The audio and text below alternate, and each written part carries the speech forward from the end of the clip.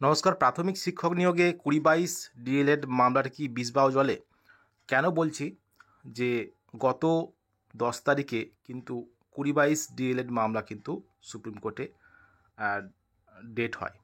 তো সৌমেন পাল ভার্সেস শ্রাবণী নায়ক দেখতে পাচ্ছেন যে ২০২২-এর যে রিক্রুটমেন্ট প্রসেস সেখানে ২০-২২ ডিএলএড ব্যাচ সেখানে কেস করেছিল। ২০১৪ টেট পাস।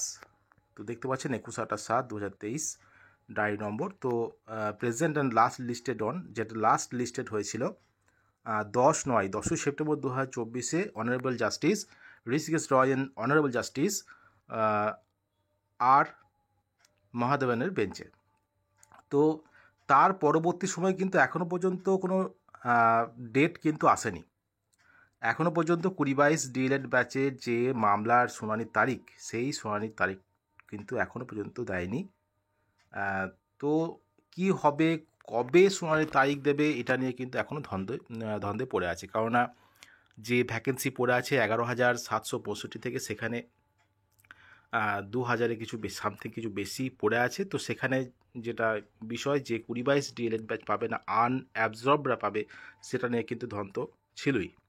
তো যে ২০-২২ ডিএলএড ব্যাচ যারা রিক্রুটমেন্ট নোটিফিকেশান বেরোনোর পরে ডিএলএড কমপ্লিট হয়েছে তারা যে কেসটা করেছে যে তারা বঞ্চিত হয়েছে, সেজন্য কিন্তু সুপ্রিম কোর্টে এই কেসটি করে। তো পরবর্তী দীর্ঘদিন ধরে শুনানি চলে এবং মাঝখানে কিন্তু ২০২২ রিক্রুটমেন্ট প্রসেসে গতি হয় এবং সেখানে কিন্তু নিয়োগ সম্পন্ন হয়েছে ইমপ্যানেল ক্যান্ডিডেট। এখনও 5% যে অ্যাডিশনাল প্যানেল, সেখান থেকে নিয়োগ এখনও বাকি আছে।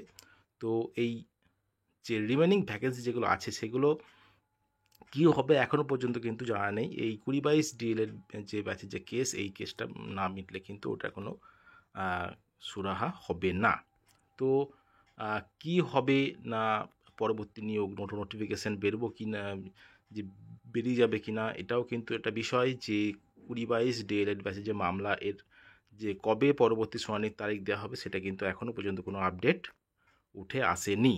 তো দেখা যাক যে ২০২২-এর রিক্রুটমেন্ট প্রসেসে ২০-২২ ডিএলএড ব্যাচের যে মামলা, সেই মামলাটি কবে শুনানির তারিখ আসে এবং কবে শুনানি হয় এবং কবে এর ফাইনাল যে অর্ডার আসে, কবে সেটা দেখা যাক।